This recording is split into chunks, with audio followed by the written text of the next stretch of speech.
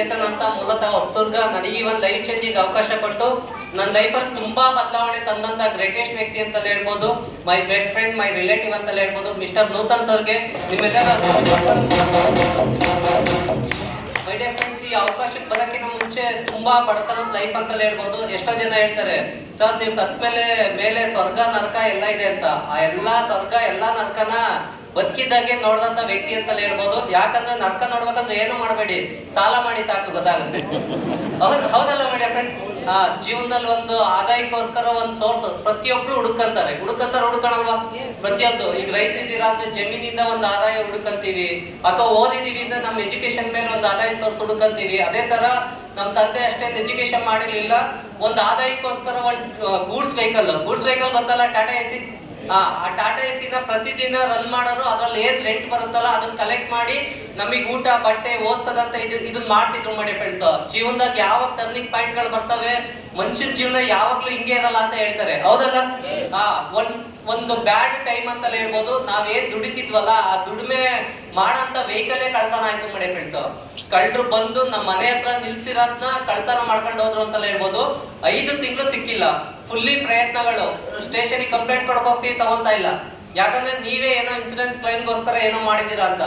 ಅವ್ರಿಗೆ ನಮ್ಮ ಮೇಲೆ ನಂಬಿಕೆ ಇರ್ಲಿಲ್ಲ. ಅಂದ್ರೆ ಎಷ್ಟು ವರ್ಸ್ಟ್ ಪರಿಸ್ಥಿತಿ ಅಂದ್ರೆ ಆ ಟೈಮಲ್ಲಿ ತುಂಬಾ ನರ್ಕ ನೋಡಿದೀನಿ. ನಾ ಇಂಜಿನಿಯರ್ ಆಗ್ಬೇಕಂತ ಡ್ರೀಮ್ ಇಟ್ಕೊಂಡು ಹೋಗ್ತಿದ್ದೆ ಮಾಡಿ ಫ್ರೆಂಡ್ಸ್. ಅದ್ ಕಳೆದೋದಾಗ ನಾನು second PUC exam time mind fully depress ಆಯ್ತು, ಅಷ್ಟು ಓದಕ್ ಆಗ್ಲಿಲ್ಲ. ನೆಕ್ಸ್ಟ್ ನನ್ನ ಇಂಜಿನಿಯರಿಂಗ್ ಡ್ರೀಮ್ಲೆಸ್ ಆಯ್ತು ಅಂತ ಹೇಳ್ಬೋದು. ಆ ಟೈಮಲ್ಲಿ ಯಾರೋ ಸಜೆಸ್ಟ್ ಮಾಡಿದ್ರು, ತುಂಬಾ ಸಾಲಗಳಾಯ್ತು, ನಿನ್ ಬೆಟರ್ ಇಂಜಿನಿಯರ್ ಆಮೇಲೂ ಮಾಡ್ಬೋದು, ಡಿಪ್ಲೊಮಾ ಮಾಡು, ಗೌರ್ಮೆಂಟ್ ಸೀಟ್ ಅಪ್ಲೈ ಮಾಡು SLC ಮೇಲೆ, ಡಿಪ್ಲೊಮಾ ಮಾಡ್ಕೊಂಡು ಹೋಗು, ಆಮೇಲೆ ಮಾಡ್ಬೋದು ಅಂತ. ಜಸ್ಟ್ ಯಾರೋ ಹೇಳಿದ್ರಲ್ಲ ಅಂತ ಡಿಪ್ಲೊಮಾ ಮಾಡ್ಕೊಂಡೆ ಮಾಡಿ ಫ್ರೆಂಡ್ಸ್. ಪ್ರತಿ ಸೆಮ್ 6 ತಿಂಗಳಿಗೆ ಒಂದೊಂದು ಸೆಮ್ ಇರೋದು, ರಜೆ ಸಿಗೋದು. ಪ್ರತಿ ಸೆಮ್ ಅಲ್ಲೂ ಬೆಂಗಳೂರಿಗೆ ಬರ್ತಿದ್ದೆ, ದುಡ್ಕಂತಿದ್ದೆ, ಹೋಗ್ತಿದ್ದೆ, ಎಜುಕೇಶನ್ ಬೇಕಾಗಿರೋದು. ಈ ತರ ವರ್ಸ್ಟ್ ಪರಿಸ್ಥಿತಿ ಇದ್ದ ಟೈಮಲ್ಲಿ ಹೆಂಗೋ ಹಂಗೋ ಡಿಪ್ಲೊಮಾ ಕಂಪ್ಲೀಟ್ ಮಾಡ್ಕೊಂಡೆ. ಮೆಕ್ಯಾನಿಕಲ್ ಎಜುಕೇಶನ್ ಕಂಪ್ಲೀಟ್ ಮಾಡಿದ್ಮೇಲೆ ಯಾರೋ ಹೇಳಿದ್ರು, ಇಲ್ಲ ಡಿಪ್ಲೊಮಾ ಮಾಡಿದ್ಯಾ, ಈಗ ಒಳ್ಳೆ ಸ್ಯಾಲರಿ ಸಿಗುತ್ತೆ, ಒಂದು 40,000 ವರ್ಗೂ ಸಿಗುತ್ತೆ ಅಂತ. ತುಂಬಾ ಖುಷಿ ಆದೆ ಮಾಡಿ ಫ್ರೆಂಡ್ಸ್. ಅದೇ ಖುಷಿ ಬೆಂಗಳೂರಿಗೆ ಬಂದೆ. ಬೆಂಗಳೂರಿಗೆ ಬಂದಾಗ ಗೊತ್ತಾಯ್ತು ಇಲ್ಲಿ ಪರಿಸ್ಥಿತಿಗಳು ಹೆಂಗಿದಾವೆ ಅಂತ, ಹೌದಲ್ಲ ಮಾಡಿ ಫ್ರೆಂಡ್ಸ್? ನಮ್ ಎಕ್ಸ್ಪೆಕ್ಟೇಷನ್ ಬೇರೆ, ಇಲ್ಲಿರೋ ರಿಯಾಲಿಟಿನೇ ಬೇರೆ ಅಂತ ಹೇಳ್ಬೋದು. ಮದ್ವೆ ಕಾರ್ಡ್ ಹಂಚುತ್ತಾರಲ್ಲ ಆ ತರ ರೆಸ್ಯೂಮ್ ನ ಪ್ರಿಂಟ್ ಹೊಡ್ಸ್ಕೊಂಡು ಪ್ರತಿಯೊಂದು ಕಂಪನಿಗೆ ಹೋಗಿ ಕೊಟ್ಟಿದ್ದೀನಿ. ಸೆಕ್ಯೂರಿಟಿ ಇಸ್ಕೊಳ್ಳೋರು ಕಾಲ್ ಮಾಡ್ತಾರೆ ಹೋಗಿ ಅಂತ ಹೇಳಿ ಕಳ್ಸೋರು. ಅಂದ್ರೆ ಎಲ್ಲೂ ಜಾಬ್ಗಳಿರ್ಲಿಲ್ಲ. ಆ ಪರಿಸ್ಥಿತಿ ನನಗೆ ಅರ್ಥ ಆಯ್ತು. ಹಿಂಗಾದ್ರೆ ನಾನು ಜಾಬ್ ಹುಡ್ಕಕ್ಕಾಗಲ್ಲ, 1.5 ತಿಂಗಳಾದ್ರೂ ಜಾಬ್ ಸಿಕ್ಕಿಲ್ವಲ್ಲ, ಬೆಟರ್ ನಾನು ಏನ್ ಮಾಡೋಣ ಅಂದ್ರೆ ಯಾವ್ದು ಖಾಲಿ ಇದೆಯೋ ಅದನ್ನೇ ಮಾಡೋಣ ಅಂತ ಒಂದು ಕಂಪನಿಗೆ ಜಾಯಿನ್ ಆದೆ. 10 ವರ್ಷದಿಂದ ಜರ್ನಿ ನನ್ ಸ್ಟಾರ್ಟ್ ಆಯ್ತು ಅಂತಲೇ ಹೇಳ್ಬೋದು. ಮಿಷಿನ್ ಆಪರೇಟರ್ ಆಗಿ ಜಾಯಿನ್ ಆದೆ ಮಾಡಿ friends. CNC VMC HMC machine operate ಮಾಡ್ತಾ ಇದ್ದೆ. ಆ ಟೈಮಲ್ಲಿ ನನಗೆ ಸಾಕಾಗ್ತಿರ್ಲಿಲ್ಲ. ಯಾಕಂದ್ರೆ ಸಾಲಗಳು ತುಂಬಾ ಇತ್ತು, ಕಮಿಟ್ಮೆಂಟ್ಗಳಿದ್ದು, ಆಸೆಗಳಿತ್ತು. ಅವೆಲ್ಲದೂ ಫುಲ್ಫಿಲ್ ಮಾಡ್ಬೇಕಂದ್ರೆ ಆದಾಯನೇ ಜಾಸ್ತಿ ಆಗ್ಬೇಕಿತ್ತು. ಬೇರೆ ಆಪ್ಷನ್ಸ್ ಏನಾದ್ರು ಇದೆಯಾ? ನಮ್ಮ ಆದಾಯ ಜಾಸ್ತಿ ಆದ್ರೆ ಮಾತ್ರ ಕಂಡಂತ ಕನ್ಸುಗಳು ಎಲ್ಲದೂ ನನ್ಸ್ ಮಾಡ್ಕೋಬಹುದು. ಈಗ ತಾನೇ ಧನಲಕ್ಷ್ಮಿ ಮೇಡಮ್ ಮಾತಾಡೋದ್ರು, ಅವ್ರದೇ ಆದಂತ ಸ್ವಂತ ಕಾರ್ ತಗೊಂಡಿದ್ದಾರೆ, ಸ್ವಂತ ಮನೆ ಕಟ್ಟಿದ್ದಾರೆ. ಅದೆಲ್ಲದೂ ಆಗ್ಬೇಕು ಅನ್ನೋದಕ್ಕೆ ರಿಯಾಲಿಟಿಲಿ ಅವ್ರ ಆದಾಯ ಜಾಸ್ತಿ ಆಗಿದೆಯಾ ಆಗಿಲ್ಲ ಮೇಡಮ್? ನಾನು ಅದೇ ತರ ಏನಾದ್ರೂ ಬೆಟರ್ ಆಗ್ಬೋದಂತ ಸರ್ಚ್ ಮಾಡ್ತಿದ್ದೆ. ಅನ್ಸಿದ್ದೇನಂದ್ರೆ ಒಂದೇ ಕಂಪ್ನಿಲಿ ಇದ್ರೆ ಇದಾಗಲ್ಲ ಅಂತ ಬೇರೆ ಬೇರೆ ಕಂಪನಿಗಳು ನೋಡ್ತಾ ಇದ್ದೆ ಮೇಡಮ್ ಫ್ರೆಂಡ್ಸ್. ಒಂದ್ 4 ವರ್ಷ ಆಗೋದ್ರೊಳಗೆ ಒಂದು ಬೆಸ್ಟ್ MNC ಗೆ ಇನ್ವಾಲ್ವ್ ಆದೆ. 22,000 ಸಂಬಳ ಕೊಡ್ತಿದ್ರು. ಆ ಟೈಮಲ್ಲಿ ನನಗೆ ಈ ಒಂದು ಅವಕಾಶನ ಸರ್ ನನಗೆ ಕರಿತಾ ಇದ್ರು, ಈ ತರದ್ದು ಒಂದು ಪ್ರೋಗ್ರಾಮ್ ಇದೆ, ಸಿಟಿ ಸರೌಂಡಿಂಗ್ ಇರುತ್ತೆ, ಒಂದ್ಸಲ ಹೋಗಿ ನೋಡ್ಬರೋಣ ಅಂತ. ನಾನು OT ಪ್ರಿಯ. OT ಅಂದ್ರೆ ಬೇರೆ ತರ ಅಲ್ಲ, ಓವರ್ ಟೈಮ್ ಅಂದ್ರೆ ಯಾಕೆ ಓವರ್ ಟೈಮ್ ಮಾಡ್ತಿದ್ದೆ ಅಂದ್ರೆ ಕಮಿಟ್ಮೆಂಟ್ ಇದ್ದಿದ್ ರೀಸನ್ ಸಾಲ ಬೇಗ ತಿರ್ಲಿ ಅಂತ OT ಮಾಡ್ತಿದ್ದೆ ಅಂತಲೇ ಹೇಳ್ಬೋದು. ಆ ಟೈಮಲ್ಲಿ ನಾನು ಬರ್ತಿರ್ಲಿಲ್ಲ. ಸಂಡೇನು ಹೋದ್ರೆ ಸರ್ ನಮಗೆ ಡಬಲ್ ಪೇಮೆಂಟ್ ಬರಲ್ಲ ಅಂತ ಹೇಳ್ತಿದ್ದೆ. ಅಂದ್ರೆ ಆ ಟೈಮಲ್ಲಿ ಇಲ್ಲ, ನಾನು ಬೈದೆ ಕರೆದ್ರು. 1-2-3 ಪ್ರೋಗ್ರಾಮ್ ಈ ತರ ಬರ್ಲಿಲ್ಲ. ನೀವು ಎಷ್ಟೋ ಜನ ಕರೆದ ತಕ್ಷಣ ಬಂದಿಲ್ಲ, ಕರೆದ ತಕ್ಷಣ ಬಂದಿದ್ದೀರಾ? ಕರೆದ ತಕ್ಷಣ ಬಂದಿದ್ರೆ ಗ್ರೇಟ್ ಅಂತಲೇ ಹೇಳ್ಬೋದು ಮೇಡಮ್ ಫ್ರೆಂಡ್ಸ್. ಒಂದ್ಸಲ ಬೈದೆ ಕರೆದ್ರು, ನಿನ್ ಸಮಯ ವೇಸ್ಟ್ ಮಾಡಕ್ ಕರಿತಿಲ್ಲ, ಆಲ್ರೆಡಿ ಪಾತಾಳದಲ್ಲಿ ಬಿದ್ದಿದ್ಯಾ, ಅಲ್ಲಿಂದ ಸ್ವಲ್ಪ ಲಿಫ್ಟ್ ಮಾಡಕ್ ಕರಿತಿದೀನಿ, ನೀನ್ ಮಾಡಕ್ ಬೇಡ, ಒಂದ್ಸಲ ನೋಡು ಅಂತ. ಇಲ್ಲಿ ಬಂದೆ, ಇದೇ ತರ ಪ್ರೆಸೆಂಟೇಶನ್ ರನ್ ಆಗ್ತಿತ್ತು. ಇವತ್ತು ತುಂಬಾ ಚೆನ್ನಾಗಿ ಅದ್ಭುತ ಪ್ರೆಸೆಂಟೇಶನ್ ಕೊಟ್ರಲ್ಲ ಸರ್? ಯಾರು ಕೊಟ್ಟಿದ್ದು? ನಾಗರಾಜ್ ಸರ್ ಕೊಟ್ಟಿದ್ದು. ನಾಗರಾಜ್ ಸರ್ ಒಂದು ಗ್ರ್ಯಾಂಡ್ ಚಪ್ಪಳ ಮುಖಾಂತರ ಅಭಿನಯಿಸಬಹುದಾ? ಅದ್ರ ಜೊತೆ ನಾಗರಾಜ್ ಸರ್ ಪ್ರೆಸೆಂಟೇಶನ್ ಹೆಂಗ್ ಕೊಡ್ತಿದ್ರಲ್ಲ, ಅವತ್ತೊಬ್ರು ಸರ್ ಇದ್ರು, ಅವ್ರು ಪ್ರೆಸೆಂಟೇಶನ್ ಕೊಡ್ತಾ ಇದ್ರು. ಪ್ರೆಸೆಂಟೇಶನ್ ಕೊಡ್ಬೇಕಂದ್ರೆ ನನಗೆ ಏನು ಅರ್ಥ ಆಗ್ತಿರ್ಲಿಲ್ಲ. ಯಾಕೆ ಅರ್ಥ ಆಗ್ತಿರ್ಲಿಲ್ಲ ಅಂದ್ರೆ ಬಂದಿದ್ ಬ್ಯಾಕ್ ಗ್ರೌಂಡ್ ರೈತರ ಬ್ಯಾಕ್ ಗ್ರೌಂಡ್, ಓದಿದ ಟೆಕ್ನಿಕಲ್ ಕೋರ್ಸ್, ಇಲ್ಲಿ ಹೇಳ್ತಿರೋದು ಬಿಸ್ನೆಸ್ ಬಗ್ಗೆ, ಹೌದಲ್ಲ ಮಾಡಿ ಫ್ರೆಂಡ್ಸ್? ಬಿಸ್ನೆಸ್ ಬಗ್ಗೆ ಹೇಳ್ತಿದ್ರು, ಟೀಮ್ ವರ್ಕ್ ಬಗ್ಗೆ ಹೇಳ್ತಿದ್ರು, ದುಡ್ಡಿನ ಬಗ್ಗೆ ಮಾತಾಡ್ತಿದ್ರು, ಕನ್ಸ್ಗಳ ಬಗ್ಗೆ ಮಾತಾಡ್ತಿದ್ರು, ಭವಿಷ್ಯದ ಬಗ್ಗೆ ಮಾತಾಡ್ತಿದ್ರು. ಇದೆಲ್ಲ ಹೊಸ ಸಬ್ಜೆಕ್ಟ್ ನಮಗೆ. ಯಾವ್ದು ನಮಗೆ ಅರ್ಥ ಆಗ್ತಿರ್ಲಿಲ್ಲ ಮಾಡಿ ಫ್ರೆಂಡ್ಸ್. ಒಂದಂತೂ ಅರ್ಥ ಆಯ್ತು, ಇಷ್ಟೊಂದು ಜನ ಗ್ಯಾದರ್ ಆಗಿದ್ದಾರೆ ಅಂದ್ರೆ ಇದ್ರಲ್ಲಿ ಏನೋ ಒಂದು ಪವರ್ ಇದೆ ಅಂತ. ಹೌದಾನೆ? ನನಗೆ ಎಷ್ಟು ಅರ್ಥ ಆಯ್ತು ಅಷ್ಟನ್ನ ನಾನು ಪ್ರೋಗ್ರಾಮ್ ಆಗೋವರೆಗೂ ಇದ್ ಮಾಡ್ತಿದ್ದೆ. ಇನ್ನೊಂದು ಸಿಂಪಲ್ ಆಗಿ ಅರ್ಥ ಆಗಿದ್ದೆ ಏನ್ ಗೊತ್ತಾ, ಜಸ್ಟ್ ಇದೆಲ್ಲ ನೋಡಿದ್ಮೇಲೆ ನನಗೆ ಮನ್ಸಿಗೆ ಅನ್ಸಿದ್ ಇಷ್ಟೇನೆ, ಜಸ್ಟ್ ಖರೀದಿ ಮಾಡೋದ್ರಿಂದ ಶ್ರೀಮಂತರಾಗ್ಬೋದು. ಹೌದಲ್ಲ ಸರ್?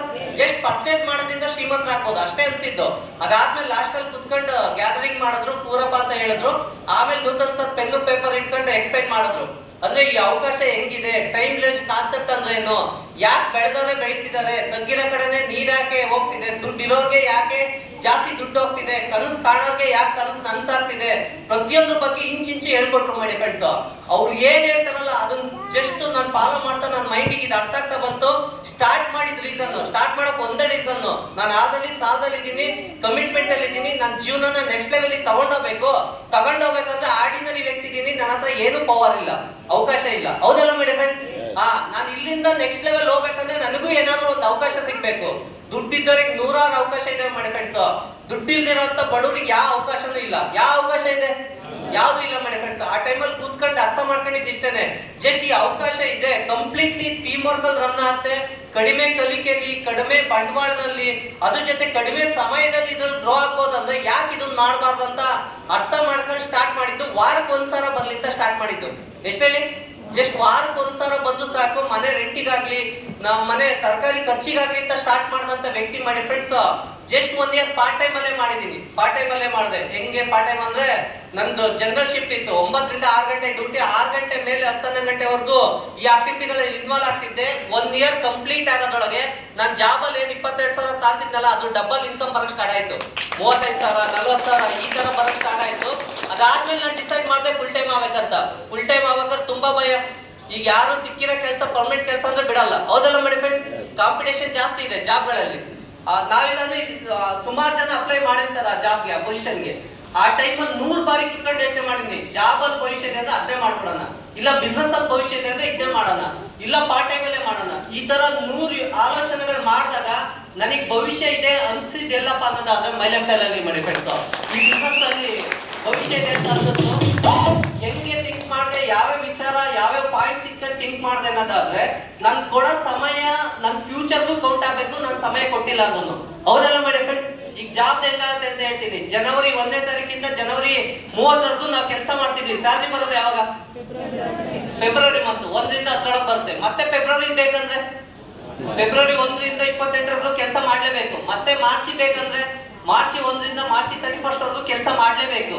ಅಂದ್ರೆ ಇದೇ ತರ ಪ್ರತಿ ತಿಂಗಳೊಂದು 0 ಇಂದಲೇ ಆಡ್ ಆಗ್ತಿದೆ. 40 ವರ್ಷ ಕೆಲಸ ಮಾಡೋಣ, ಶರೀರ ಗಟ್ಟಿ ಇರೋವರೆಗೂ, ಬಿಸಿ ರಕ್ತ ಇರೋವರೆಗೂ ಕೆಲಸ ಮಾಡೋಣ. ಆಮೇಲೆ ಏಜ್ ಆಯ್ತು, ನಮ್ ಕೈ ಕೆಲಸ ಮಾಡಕ್ ಆಗಲ್ಲ. ಕೆಲಸ ಮಾಡಿಲ್ಲ ಅಂದ್ರೆ ಆದಾಯ ಜನರೇಟ್ ಆಗುತ್ತಾ? ಆದಾಯ ಜನರೇಟ್ ಆಗಿಲ್ಲ ಅಂದ್ರೆ 0 ಭವಿಷ್ಯ ಅಂತ. ಬಿಸ್ನೆಸ್ ಅಲ್ಲಿ ಹೆಂಗ್ ಭವಿಷ್ಯ ಇದೆ ಅಂತ ಫೈಂಡ್ ಔಟ್ ಮಾಡ್ಕೊಂಡೆ ಅಂದ್ರೆ, ಈಗ ನೋಡಿ, ನಾನು ಜನವರಿ ತಿಂಗ್ ಸಮ್ ಆಕ್ಟಿವಿಟಿ ಮಾಡಿ ಜನವರಿ ತಿಂಗಳಲ್ಲಿ ಸಮ್ ಬಿಸ್ನೆಸ್ ವಾಲ್ಯೂಮ್ ಜನರೇಟ್ ಮಾಡಿದೆ. ಎಕ್ಸಾಂಪಲ್ ಒಂದು 50,000 ಬಿಸ್ನೆಸ್ ಮಾಡಿದೆ ಕೇಳಿ, 50,000 ಬಿಸ್ನೆಸ್ ವಾಲ್ಯೂಮ್ ಬಂತು. ಪ್ಲಸ್ ಫೆಬ್ರವರಿ ತಿಂಗಳಲ್ಲಿ ಒಂದು 50,000 ಬಿಸ್ನೆಸ್ ವಾಲ್ಯೂಮ್ ಬಂತು ಕೇಳಿ. ಎರಡು ಆಡ್ ಮಾಡಿ ನನಗೆ ರ್ಯಾಂಕ್ ಕೊಡೋದು, ಇನ್ಕಮ್ ಕೊಡೋದು ಮೇಡಮ್ ಫ್ರೆಂಡ್ಸ್. ಅಂದ್ರೆ ನನಗೆ ಅರ್ಥ ಆಗಿದೆ ಅಂದ್ರೆ ಭವಿಷ್ಯ ಅರ್ಥ ಆಯ್ತು. ನಾನು ಹಾಕ ಸಿಂಗಲ್ ಸೆಕೆಂಡ್ ಕೂಡ, ನಾನು ಓಡಾಡೋ ಓಟಗಳು ಕೂಡ, ನಾನು ಯಾವ್ದ್ರಲ್ಲಿ ಓಡಾಡ್ತೀನಿ, ಯಾರು ಮೀಟ್ ಆಗ್ತೀನಿ, ಇದು ಯಾವ್ದು ವೇಸ್ಟ್ ಆಗಲ್ಲ. ಪ್ರತಿಯೊಂದು ಕೂಡ ಜೀವನದಲ್ಲಿ ಕೌಂಟ್ ಆಗುತ್ತೆ ಅನ್ನೋದು ಅರ್ಥ ಮಾಡ್ಕೊಂಡು ನಾನು ಫುಲ್ ಟೈಮ್ ತಗೊಂಡೆ. ಅದೇ ತರ ಕೌಂಟ್ ಆಗ್ತಿದೆ ಮೇಡಮ್ ಫ್ರೆಂಡ್ಸ್. ಫುಲ್ ಟೈಮ್ ತಗೊಂಡ್ಮೇಲೆ ಟೈಮ್ ಜಾಸ್ತಿ ಸಿಕ್ತು. ಎಲ್ಲಾ ಕಡೆ ಈ ಒಂದು ಟೀಮ್ ನ ಬಿಲ್ಡ್ ಮಾಡ್ತಾ ಬಂದು ಈ ಅವಕಾಶನ ಜನಗಳಿಗೆ ಕೊಡ್ತಾ ಬಂದಂತಲೇ ಹೇಳ್ಬೋದು. ಎಲ್ಲಾ ಕಡೆ ಪಾಸಿಟಿವ್ ರೆಸ್ಪಾನ್ಸ್ ಬಂತು. ನಾವ್ ಯಾರಿಗೆಲ್ಲ ಪ್ರಾಡಕ್ಟ್ ಕೊಟ್ಟಿದ್ವಲ್ಲ ಚೆನ್ನಾಗಿ ರಿಸಲ್ಟ್ ಬಂತು. ಯಾರಿಗೆಲ್ಲ ಅವಕಾಶ ಕೊಟ್ಟಿದ್ವಲ್ಲ ಅವರೆಲ್ಲರೂ ಚೆನ್ನಾಗಿ ಇನ್ಕಮ್ ಮಾಡ್ತಾ ಬಂದ್ರು, ಚೆನ್ನಾಗಿ ಬೆಳೀತಾ ಬಂದ್ರು ಅಂತಲೇ ಹೇಳ್ಬೋದು. ಅಲ್ಲಿಂದ ಒಂದು 7-8 ಡಿಸ್ಟಿಕ್ಕಿಗೆ ಇವಾಗ ಈ ಬಿಸ್ನೆಸ್ ತಗೊಂಡೋಗಿದೀವಿ ಅಂತಲೇ ಹೇಳ್ಬೋದು ಮೇಡಮ್ ಫ್ರೆಂಡ್ಸ್. ಎಲ್ಲಾ ಕಡೆ ಆಗ್ತಿದೆ. ಇದು ಬ್ಯೂಟಿ ಏನು, ಯಾಕೆ ಇದನ್ನ ಎಲ್ಲರೂ ಸ್ಟಾರ್ಟ್ ಮಾಡ್ಬೇಕನ್ನೋದಾದ್ರೆ, ಈಗ ನೋಡಿ, ಇಡೀ ಪ್ರಪಂಚದಲ್ಲಿ ತುಂಬಾ ದುಡ್ಡು ಮಾಡ್ತಿರೋ ಶ್ರೀಮಂತ ವ್ಯಕ್ತಿಗಳು ಎಲ್ಲರೂ ತಂಡ ಬಿಲ್ಡ್ ಮಾಡಿದ್ದಾರೆ. ಮಾಡಿದಾರೋ ಮಾಡಿಲ್ವಾ ಸರ್? ಮಾಡಿದ್ದಾರೆ. ಈಗ ಎಕ್ಸಾಂಪಲ್ ನೋಡಿ, ರಿಲಯನ್ಸ್ ಇದೆ, ಅವ್ರ ಧೀರುಭಾಯ್ ಅಂಬಾನಿ ಇದಾರಲ್ಲ, ಅವ್ರ ಮೊಮ್ಮಗದ ಒಂದು ಮದುವೆ ಮಾಡೋದು 5,000 ಕೋಟಿ ಖರ್ಚು ಮಾಡೋದು. ಹೌದಲ್ಲ ಸರ್? 5,000 ಕೋಟಿನ ನನ್ನ ಪ್ರಕಾರ ಒಂದಿನದ ಇದ್ರಲ್ಲೇ ತಗೊಂಡಿರ್ತಾರ ಅವ್ರು.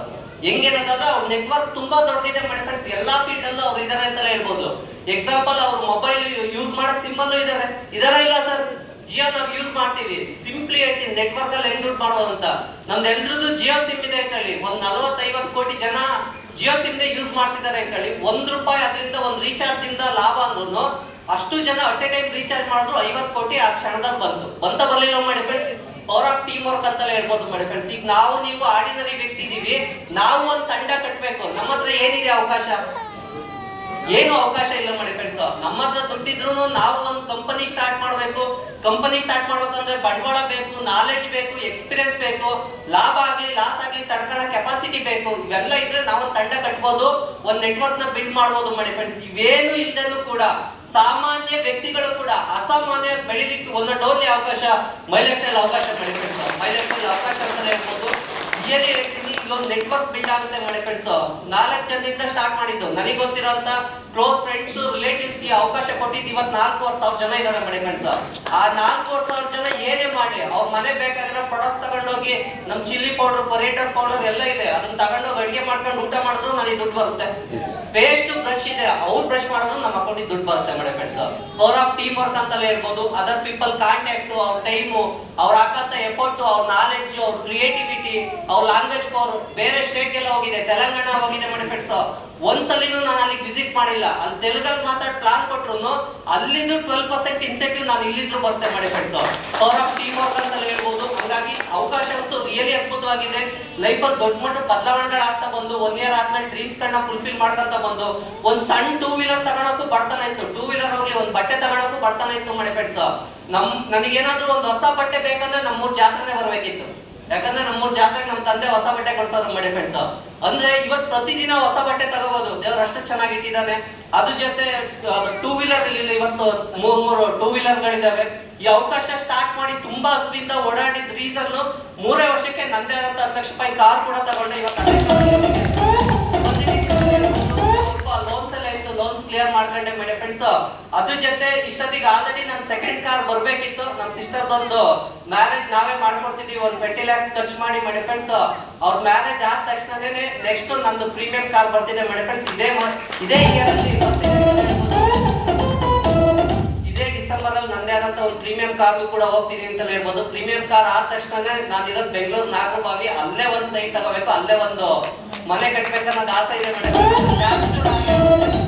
ಇದಕ್ಕೆಲ್ಲ ಕಾರಣ ಏನಪ್ಪ ಅಂದ್ರೆ ಸಿಕ್ಕಂತ ಅವಕಾಶ ಮಾಡಿ ಫ್ರೆಂಡ್ಸ್. ಸಿಕ್ಕಂತ ಅವಕಾಶನ ಸರಿಯಾದ ರೀತಿಯಲ್ಲಿ ಸದ್ಬಳಕೆ ಮಾಡ್ಕೊಂಡಂತ ರೀಸನ್ ನಮ್ಮ ಲೈಫ್ 360 ಡಿಗ್ರಿ ಬದಲಾವಣೆ ಆಗಿದೆ ಮಾಡಿ ಫ್ರೆಂಡ್ಸ್. ಒಂದ್ ಸಣ್ಣ 2 ವೀಲರ್ ತಗೊಳೋದು ಹೆಂಗಪ್ಪ ಅಂತ ಯೋಚನೆ ಮಾಡ್ತಿದ್ದಂತ ವ್ಯಕ್ತಿಗೆ ಇಷ್ಟೆಲ್ಲ ಮಾತಾಡ್ತಿದ್ದೀನಿ, ಇದೆಲ್ಲದನ್ನು ನಿಮ್ ಮುಂದೆ ಪ್ರೂವ್ ಮಾಡಿ ತೋರಿಸ್ತೀವಿ ಅನ್ನೋದಾದ್ರೆ power of my life style, power of team work ಮಾಡಿ ಫ್ರೆಂಡ್ಸ್. ಹಂಗಾಗಿ ಸೇಮ್ ಅವಕಾಶನೇ ನಿಮ್ಗೂ ಸಿಗ್ತಿರೋದು. ನಮ್ದು ನಿಮ್ದು ಡಿಫ್ರೆನ್ಸ್ ಏನಿಲ್ಲ ಮಾಡಿ ಫ್ರೆಂಡ್ಸ್, ಸಮಯ ಅಷ್ಟೇ ಡಿಫ್ರೆನ್ಸ್. 8 ವರ್ಷದ ಹಿಂದೆ ತಗೊಂಡಂತದ್ದು ಇವತ್ತು ನಾನು ನಿಲ್ಸಿದೆ ಅಂತಲೇ ಹೇಳ್ಬೋದು. ನೀವು ಬನ್ನಿ ಮಾಡಿ ಫ್ರೆಂಡ್ಸ್. ನೆಕ್ಸ್ಟ್ ಇಯರ್ಸ್ ಆದ್ಮೇಲೆ ನೆಕ್ಸ್ಟ್ ಕೆಲವೇ ಫ್ಯೂ ಇಯರ್ಸ್ ಗಳೊಳಗೆ ನಿಮ್ ಸಕ್ಸಸ್ ಸ್ಟೋರಿನ ನೀವು ಹೇಳರಾಗಿ ಅಂತ ಹೇಳ್ತಾ ಈ ಒಂದು ಹಾಲಿಗೆ ತುಂಬಾ ಜನ ಚೀಫ್ ಗೆಸ್ಟ್ ಗಳು ಬಂದಿದ್ದಾರೆ ಮಾಡಿ ಫ್ರೆಂಡ್ಸ್. ನಮ್ಮೆಲ್ಲ STCHOs, ಅದ್ರ ಜೊತೆ RTCHOs ಅವ್ರದೇ ಆದಂತ ಸಮಯ ಕಡಿಮೆ ಇದ್ರು ಅವ್ರದೇ ಆದಂತ ಅದ್ಭುತವಾದ ಅನುಭವಗಳನ್ನ ನಿಮ್ ಜೊತೆ ಶೇರ್ ಮಾಡಿದ್ದಾರೆ. ಇವರೆಲ್ಲರಿಗೂ ಒಂದು ಅದ್ಭುತವಾದ